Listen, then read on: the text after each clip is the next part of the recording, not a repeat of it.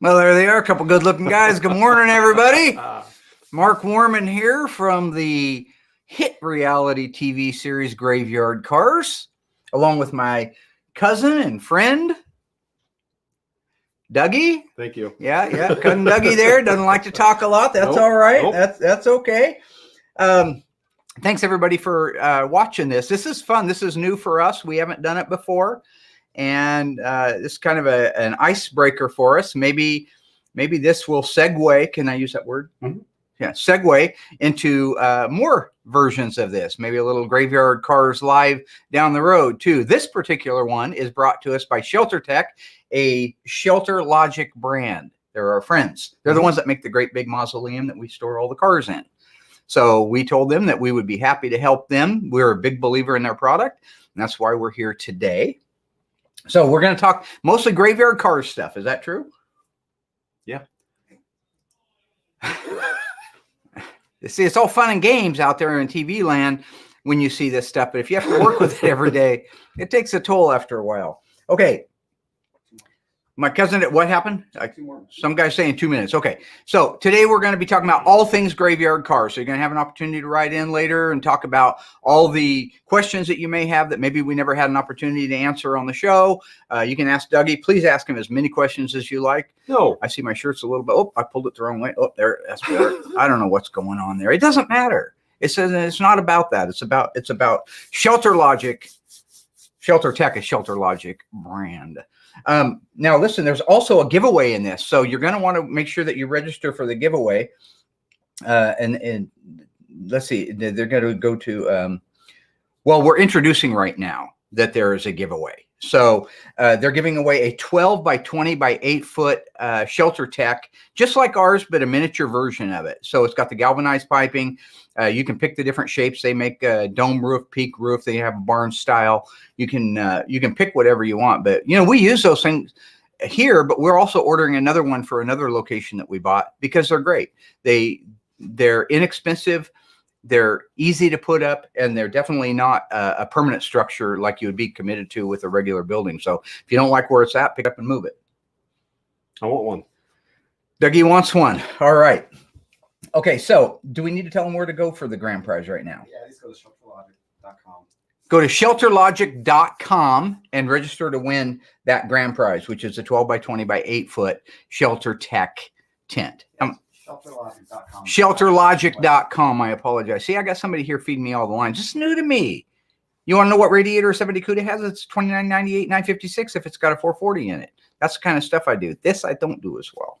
So, oh, look at that. See that picture back there? There. Yeah, this is the link though. Oh, it's backwards. It's /GYC. What? Oh, sorry. ShelterLogic.com/GYC and register to win the 12 by 20 by 8 ShelterTech. Now you're just talking. What's this happening? Now you're just talking. Okay. So this is just the part of the show where we talk about ourselves, apparently, which is good because it's one of my favorite subjects. So, not mine. Why are you looking so scared? Me? I never saw anything like it. So Doug and I grew up together. Now that means to say that his father, Doug, Big Doug, that's why we call Doug Dougie, by the way, in case anybody's wondering, is his father's name is Doug as well. So it's kind of that George Foreman thing where you name all your kids. His kid's name's Doug and grandkids. So you have to have Doug, Dougie, Doug-esque. So he's Dougie. So he's Doug's son. And his father, Doug, was my mother's brother. My mother's passed away now, but they were brother and sister. And so we grew up literally from the time we were kids hanging out. And, of course, we started discovering engines and cool things. Anything with a wheel, probably at around 5 or 6. Mm-hmm. Yep. Lawnmowers. Go-karts. Yeah. Mini bikes. Roller skates. Yeah, those two. Doug broke his leg on a roller skate when he was about 8 years old. Is that right? 8 or 9? Yeah. He was roller skating around the living room at his house up on South 4th Street, and he wouldn't share with his brother Vince. This is a lesson to all you little kids out there in internet land. Share. Don't be selfish. He was going around. He was teasing his brother. Oh, this is the best. I'm the greatest roller skater ever. And he's going around. Well, finally, old Vince couldn't take it anymore. So he picked up a chunk of wood out of the fireplace and hiked it across the floor, got caught up in Doug's feet. Doug flipped down on the ground and broke his tibia. Ankle. So there you go. Just remember to share. Sure. But it's cool because it's to be able to sit back now and I'm 58, he's 59, and be doing what we're doing, which is, of course, we're entertaining people with the show, but we're actually getting to restore the coolest cars on the planet that were ever built and the rarest cars on the planet that were ever made, and be able to share it with all of you people is neat. Very few cousins probably get to say something like that. That's true. Now we get on each other's nerves. He makes me crazy and I make him crazy. I don't know. You don't have to elaborate. But we do get along, and in our spare time, what little bit we have, well, Doug likes to spend a lot of his time with grandkids and relaxing, right? Yeah. Yeah. I like to spend my spare time working. So I'm just kind of a worker bee that way. But we still talk cars all the time. We'll send texts and pictures back and forth at night about something cool we saw, usually to do with cars, motorcycles, mini bikes, or something crazy somebody created. In fact, recently I bought a little tractor that somebody built about an hour from here up north. They took a riding lawnmower, and extended it about 24 inches and made a little dragster out of it. And anyway, they gave up on it. So we bought it, and we're going to have that featured in a series that we're working on called 14th Street Wheels, which I guess I would be remiss not to plug myself. 14th Street Wheels is a fun thing. Go over to Facebook and look up 14th Street Wheels with a Z. That's a fun little show that him and I are doing, where we teach people how to do basic mechanics and how the basic mechanics work through our eyes, and how we learn to do what we do today because of basic mechanical skills. So there you go. Now, normally speaking, right now, this is October 7th? October 8th. All right. So normally we would be doing round the clock suicide shifts trying to get our latest SEMA project done. So last year, you guys remember we had Christine, the first and only to this date, Elephant powered 1,000 horsepower all aluminum experimental engine 58 Fury. The year before that, Dead wagon. the little dead wagon. That's right. With our Ray Barton 928 horsepower, not naturally aspirated, pump gas. It actually has a H71 blower shop blower on that one. But all these cars that we've prepared and gotten ready for the SEMA show, no matter how long you have all year long, it always comes down to the last 30 days. All the things you forgot, all the things you procrastinated and said, well, I can do that later. End up piling up on you around September, October. So normally speaking, we wouldn't even have time for this. We would be out in the shop knee deep in cars and parts. This year, we were going to build a really unique vehicle. Now we are still building it. But as you may know or have heard by now, that SEMA show was canceled this year due to the COVID virus. And I think it's the right call. I've been to that show many years. And to say it's shoulder to shoulder, I mean, it's literally touching. To get through that thing, you are bumping and bouncing off of other people, and just to walk through. And they will congregate in huge piles. Like when Graveyard Carz is at like the PPG booth, you'll look out there and there will be 100 and some people, or at the Mopar booth, 100 and some people, and they're shoulder to shoulder. So it could be a huge spreader. I think it was the right call. I'm sad because SEMA is so much fun, and even though it's a nightmare to get ready for, it's always just such a blast. But anyway, you want to tell the people what we're building for our 2020 SEMA show, which will probably be unveiled this season on Graveyard Carz and then appear at SEMA 2021. Your van? That's right, Doug. That's right. A van. I like vans. What kind of van is it? We do like vans. We do like when vans. They're yellow with strobe stripes. And what is it? What's it based on? Has it got a thing? Sorry, I'll keep my hands off of it. I touched the table, and ain't nobody can touch the table because it ruin everything. I'm gonna have a drink of coffee. What kind of van is it? A Yamaha with 2 motorcycles in the back, just like it was back in the day, the Hot Rod giveaway. Yeah, it's pretty good. Yeah, we're looking forward to seeing that one. Yeah, 1972, Hot Rod Magazine, Dodge, Craco, Refrigiking, Krager wheels, all along with Yamaha, got together and decided they were going to build, and this was real common back in those days for the magazines. They'd have magazine build-up cars, magazine giveaway cars. And they built a 72 Dodge van, painted it the Yamaha yellow with the black strobe stripes on it, and they decked out the entire interior as though this van was going to be the ultimate motocross van. If you owned this van, you were the coolest cat in the country, because you would have your motorcycles that could go in the back of it. You could go anywhere. It had an awning on it, had all the camping gear in it. And it was such a neat thing. Now, they only built one of them, and nobody even knows where that's at today. In fact, there's very, very little information on the Yamaha. Or if you Google it, you'll see that there's just not a lot of information on it. But we decided that we were going to duplicate that. So in the original ad for the original giveaway, Yamaha was giving, well, there's two different ads. There's an ad that says that first prize is the van, second prize is 2 Yamaha motorcycles.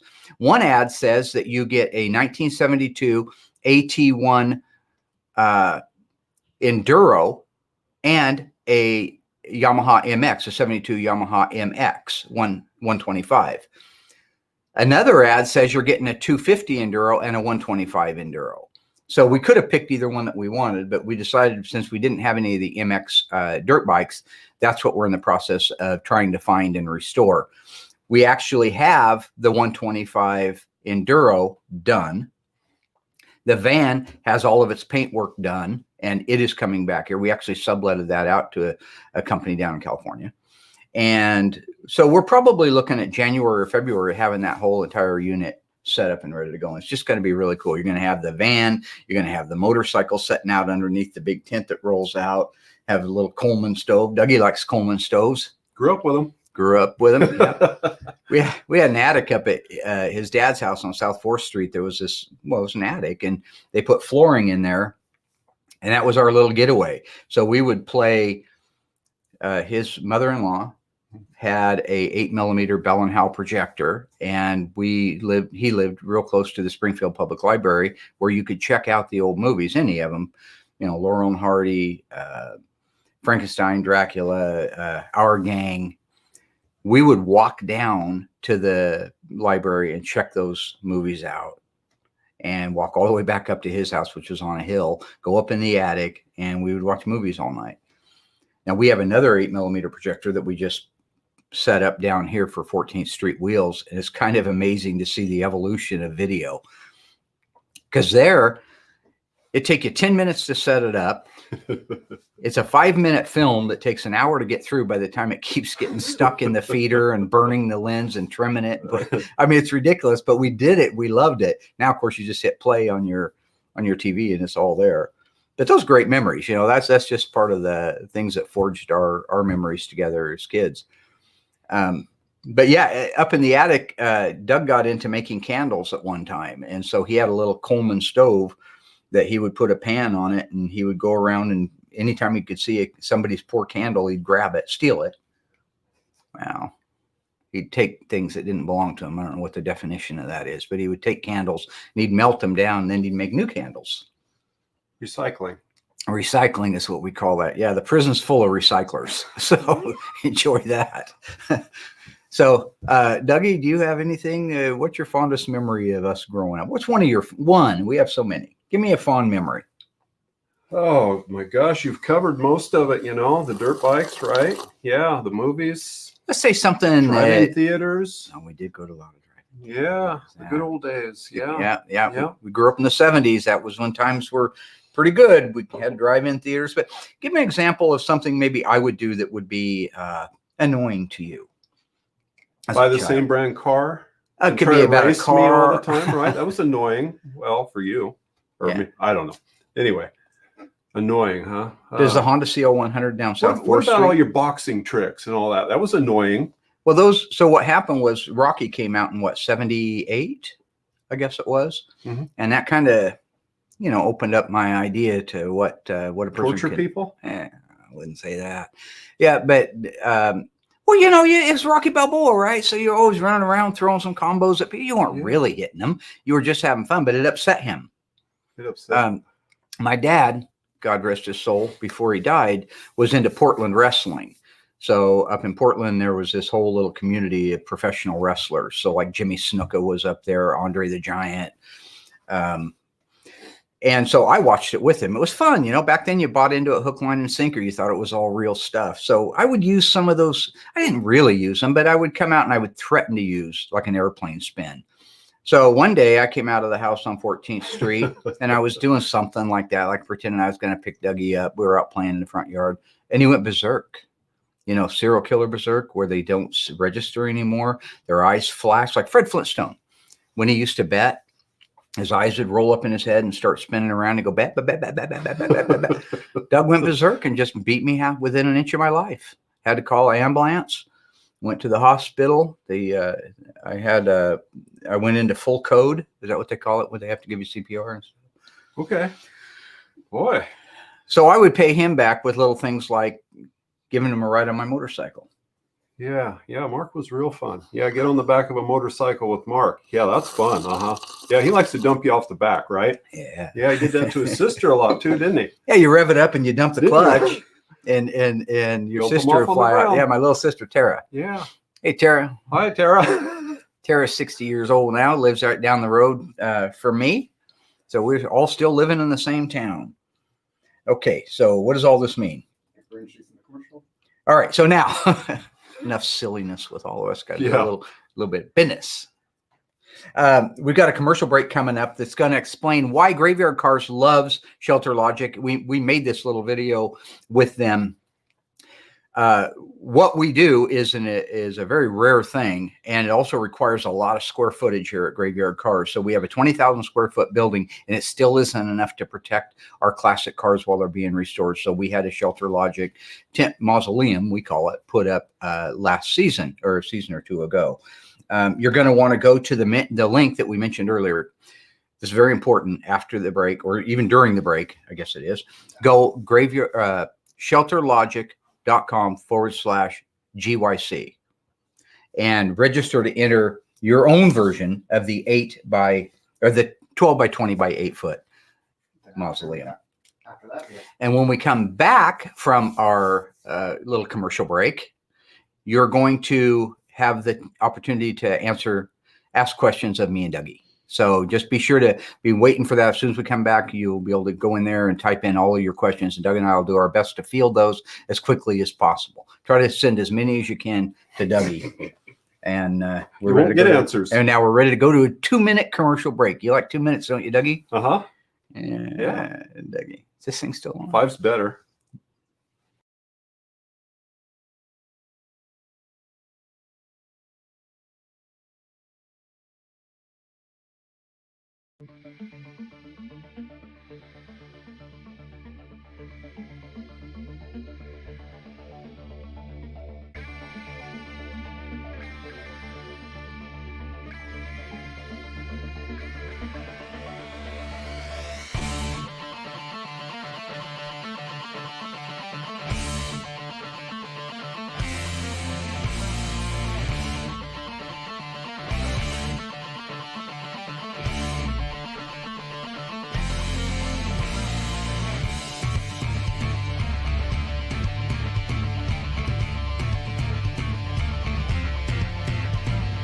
So recently we ran out of room at Graveyard Carz. We're always growing, always expanding.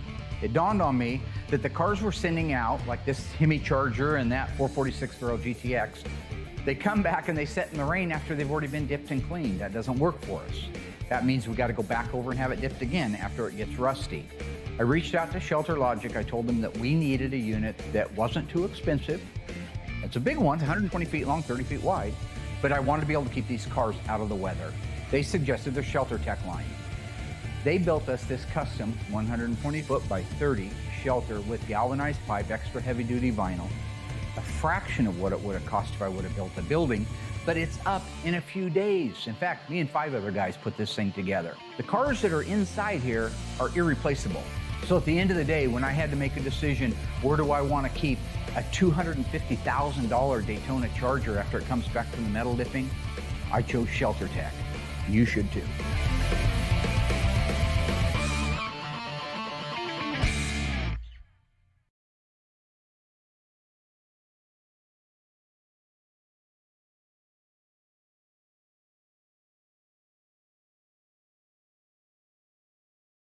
read that out loud and then answer. All right, everybody. I hope you enjoyed that and welcome back. Cousin Dougie right here, along with Mark Worman from Graveyard Carz for Shelter Tech, a ShelterLogic brand. All right. Now we're opening up the, I guess, the text lines here for questions, and we have one coming in right away from Thunderstruck54. Good name, Thunderstruck. That might be my new name instead of Iceman. I might Iceman or Thunderstruck. I kind of like it. Thunderstruck54. Will I foot race Royal again in the pumpkin patch? That was a great episode. So yeah, it was season 2. Royal and I went out along with the rest of the ghouls to the pumpkin patch out in Junction City, Lone Pine Farms.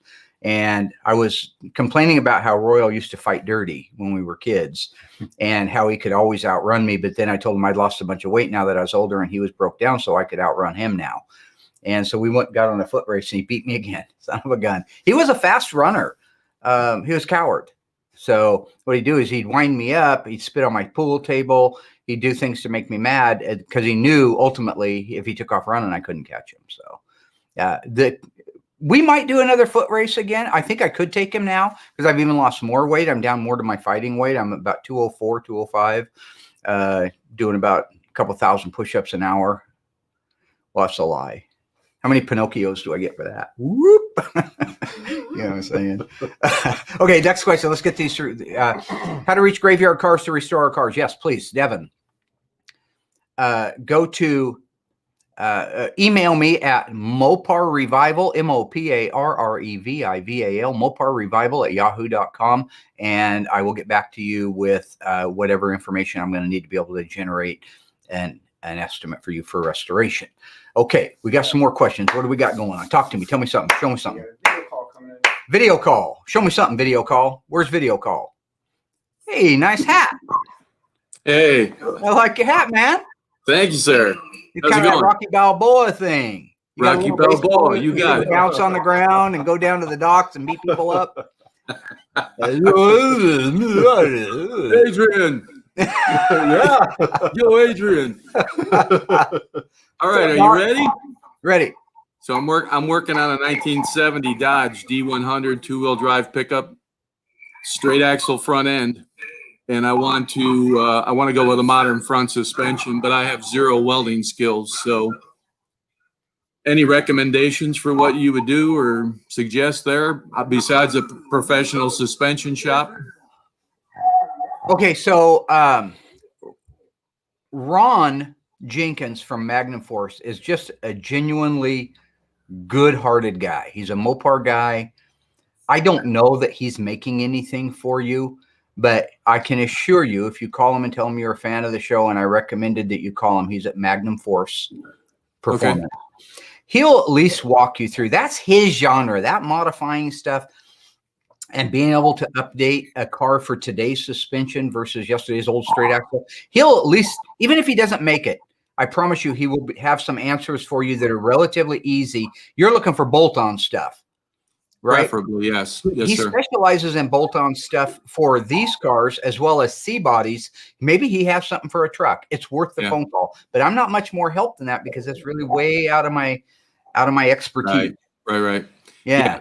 The Dodge just isn't popular in the bolt-in stuff. You know, everything's weld, cut, fabricate.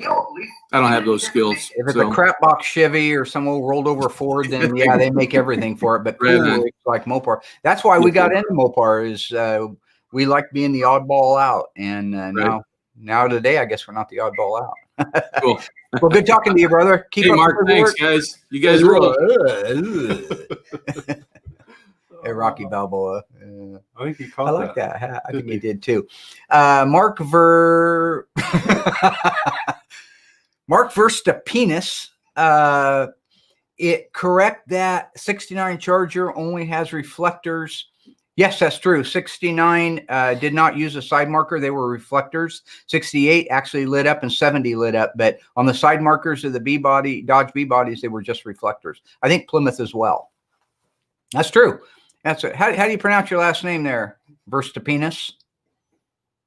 Oh, I bet it's Verstappenis.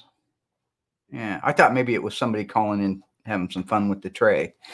Anyway, thanks for the question. Jared Dunn, any advice with taking the hinge springs off an A body without removing the fender. Oh boy, I don't think you can do it. I think you got to have the fender. I mean, if you're not going to use them ever again, I guess you could cut them off in place. But yeah, to get to that peg and to slide them off, I think you at least got to take the fender loose at the back and pull it away so you can the trajectory will allow you to come off the back. So the answer is no, I don't think that there is. Let's see, several questions asking about the pink car. So Emma's car is actually, I'm storing it up in Salem. We still have it. I still have a little bit of time. I like to put things off. As you know, in episode 1, Graveyard Car season 1, that's when we bought the car. And we haven't done anything with it, but we do still have it. And Emma is 10 years old now. So I said in the video, in the show, sorry, it's a TV show still, Mark. Yeah. This is what happens when these kind of minds start to arc out and go haywire. They start babbling. Where you see A Beautiful Mind, the movie? Of course not. Way over. Anyway, point being, we still have the car. We're going to restore it. Stay tuned. Probably next season, we're going to bring it out of storage and start working on it. It's an FM 370 Super B383 automatic reverse car. So, okay, what else we got here? Don Ludwig. So a space would have been good there, whoever typed that. Don Ludwig, why isn't a 73 Plymouth Roadrunner Big Block 400 considered collectible when there were 1,991 of them made? Well, so typically what happened, it is collectible. It's just not a super collector like a 71 version would be. So when you start getting into the 400, they just lose. They don't have the horsepower. They don't have the punch. The car started looking less muscly and more decorative. So you get wilder graphics package. The bumper guards come out on them. I know that there's some low numbers in those later model B bodies, but they're just typically not as sexy as the 71 B body would be. 72, they still made a few 6-barrel. I don't know if you knew that or not, but I think the number was 3 or 4 446 barrel 72 Roadrunners that slipped through when in fact there weren't supposed to be any. But by 73, they really just weren't much of a muscle car. They were big, heavy, clumsy. You could even get a Roadrunner with a 318 in 73. So how's that a Roadrunner, right? So anyway, that's your answer. Frank Long, another space would have been good. Frank Long, what was the only 2 15x8 steel wheels offered from the factory and what did they come on? Okay, so the 15.8 in 1970 and 71, they had what they called the Steely wheel, which was a painted wheel, either black or body color. That was a true 15x, well, that wasn't a 15x8. I'm sorry, that was a 15x7. Tricky question. You almost got me there. 15x8, I believe the only ones were later, and they were the police car wheels. I think those were the 15x8s. What styles did they come in? I think they were, as far as I know, a 15x8. Again, it didn't happen prior to 71, but I think that a 15x8 would have been your police car wheel or like your Dodge Power Wagon and Dodge truck wheels later on. Again, not necessarily right up my alley for stuff. Larry Anthony, which is more collectible, a 69 Charger 500, 426 Hemi, or a 70 Challenger SE, which would have to be an RT because you couldn't get an SE without an RT package with 426 Hemi. Collectible wise, that might be a toss up. There's collectors for both of those cars. Those are super rare. I would almost put those as collectability wise and value wise, probably pretty close to the same. Pretty close. You got your B body guys that are going to love the Charger. You got your E body guys that are going to love the Challenger. By the way, we have one of each of those here at Graveyard Cars. So, no. What's the next question? Sammy Kinman, little Sammy Kinman. Hi, Mark. I have a question about the comp cam. What cam do you use for the 446 pack stock engines? So we use comp cams 270-H is the part number of the camshaft. So it's a mild upgrade over the original 446 pack camshaft. Performs really well. Has a nice, very moderate rumble to it, more so than the factory 6-pack cam, and even more so than just the regular Magnum cam would be in that engine too. But we've had really good luck with those. They sound good. They run good. We don't have any vacuum problems for the power brakes. So overall, that would be at the 270H. But call Comp Cams because they got some really sharp guys there that can walk you through exactly what you're building, and you can get the most bang for your buck. Stacy Connie, Doug Rocks, go Team Doug. Doug, you got a little fan going on. Yeah. Stacy, you a boy or girl? Let's see. Give me some more questions. I got a lot of answers going around here. Mopar Tom's Garage. Any thoughts on Brazilian Charger RT? Well, we don't have any of those up here. I know that the biggest engine you could get in a Charger and the Australian in the exports was the 300 cubic inch slant 6 leaning tower power. Did you know that? Mm-hmm. You couldn't get a V8 down there? Where? Team Dougie rocks. Team Dougie rocks. Brazil? Yeah. Brazil? Wherever you want to go. Yeah. I want to go. Brazil's good. Uh-huh. Australia's good. I Oh, think yeah. that the Brazilian one's just like the Australian one's what I'm saying. I believe that they're a 300 cubic inch slant 6. But again, I'm sorry. I'm soft when it gets outside of the 68 to 71 Mopar muscle stuff. I just don't have it like I normally do. Kevin Kilogram writes in, I'm trying to decode a fender tag and build sheet for a couple of 69 satellites, misspelled. I own wondering if you could point me in the right direction. Yep. Go to mymopar.com and go to, there's a tab on the left that I think says like literature, maybe. No, it says decode. Go to mymopar.com and look on the left-hand side toolbar, and you'll see it'll walk you through how you can decode your fender tag on a 1969 Mopar. So there you go. Who's your daddy lawn care? Get it? Who's your the racing slick? Yeah. But who's your daddy? I get it. Very good. Very good. Who's your daddy lawn care and landscaping LLC? Hi, Mark.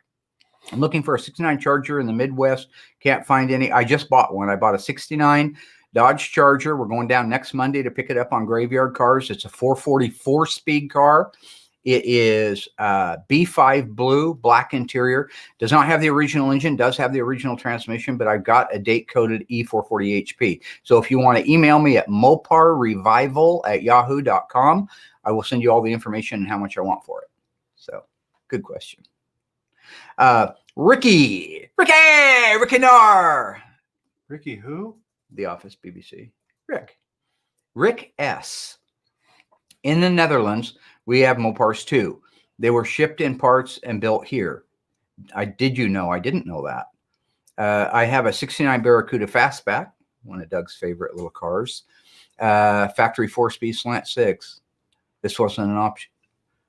So you couldn't, I didn't know that. You couldn't get a 69 Barracuda Fastback with a 4-speed and a slant 6. I know you could earlier, but maybe you couldn't by 69. Oh, that's interesting. Thanks, Rick. Appreciate that. That's cool. Okay, we're running out of time right now. I just got time for one more question. Looks like a video call from Chrome Dome. What's up, my man? Hey, how are buddy. you? Good. Hey, I have a 68 Plymouth Satellite. Yep. And it's got a 318 automatic 904 in it. What I want to do is I want to put a 400 big block in it with a 727. My question is, will the small block K-frame fit? Or do I need to change the K-frame as well? Like, is there a big block K-frame I have to put in that? Or will the small block one work with new mounts? Absolutely. Yep. I learned that when I was 16 years old with my Dodge Charger. It had a 318. I wanted to put a 440 in it, and it just bolts right in. You got to have the correct mounts on the 440 engine. Yep. And the correct transmission crossmember mount for that, and it just bolts right in. Absolutely. Piece of cake. Okay. Second question I have, if I can, is the motor is coming from a C body. Mm-hmm. Will that 727 work in my B body, or is the tail shaft too long? No, same transmission. Okay. Same transmission as a regular a B car. The overall lengths of them are the same. So the C body transmission and engine will bolt in there, and you'll just want to get a drive shaft for one that maybe had like a 383 in it. Would probably give you the right length. Okay, great. Yeah, always good to measure. Well, good time. Where are you calling in from? We're from Toronto, Ontario, Canada. Oh, nice. Hey, take off, eh? Yeah. Bob and Doug McKenzie, 1983. Yeah, good stuff. Good talking to you. Thanks for calling in, man. Thank you. See you around, guys. There's one more coming. Okay, we have one more video call coming in right now from Brian H. What's up, B? His question is in the comments. Let's see, Brian, off screen. Let's see.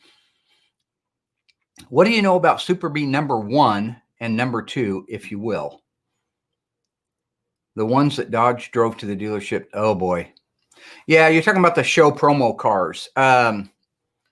Never really looked into them much. There are guys that specialize in that super rare one-off show car, factory promo car stuff, and it's not me. I don't know. My guess would be there are probably some options that you would think should be on the car but aren't, and that's probably because they hadn't been developed yet. Just kind of spitballing here. But I do know that they're extremely collectible, extremely rare, and I'd love to have one with a 0001 or a pilot designation. It'd be a really cool car. Let's see. Moving to the closer. All right. I'm choosing a winner right now. Is that true? They're going to send it into you. Okay. I'm waiting right now to find out who won the incredible ShelterTech by ShelterLogic brand 12 by 20 by 8 foot. Little mini me, you know. Okay, we got the great big one out there, and this is the mini me one. Okay. All right. It's a good name. Kevin Grams. Nice work, Kevo-matic. New from K-Tel, it slices, it dices, it juliennes the fries. Hey, Kevin, commercial from the 70s. Kevin, congratulations. That is really cool. Very, very nice. I'm happy for you, man. Make sure you send us a picture so we can post it on our Facebook page once you get it home and get it set up, and tell us just how awesome that is. So I think that's fantastic. Good job, man. Good job. Now you're just thinking. What'd you say? Now you're just thinking. Oh, so really just thank you, everybody. I've never done this for him. Not too bright. Hey, Dougie. Hi, Mark. Do you want to say thank you to everybody out there in internet land right there? Out there? Yeah. Thank you. Thank you, everybody, for tuning in. This has been a lot of fun. Hopefully we get to do this again. It was really great engagement. Lots of people tuned in. It means a lot to us. So just want to thank you very much from the bottom of our hearts. Thank you for watching our show, too, Graveyard Carz. We are back with a 14th season, if you can imagine that. When they said you wouldn't get one, we're on number 14. I still own it. I still produce it. And I'm the only show on the network that does that. Probably the only show on television, period, that does that. So, got my shirt. Amityville Ho. Oh, there it is. Amityville. They're asking for a release date. We don't know exactly. Does that look like I'm walking upstairs or downstairs? Sorry. We don't have a release date, but we believe it could be December or January for the new seasons. We'll make a huge announcement in our Facebook page when we actually have the drop dates for them. But we're making the episodes right now as we speak. So just stay tuned. Good stuff. 26 episodes of the #1 show in the history of television. Last year, we surpassed the I Love Lucy show where she had the baby. We beat that in the Nielsen's, and the season finale of Cheers and Seinfeld. So,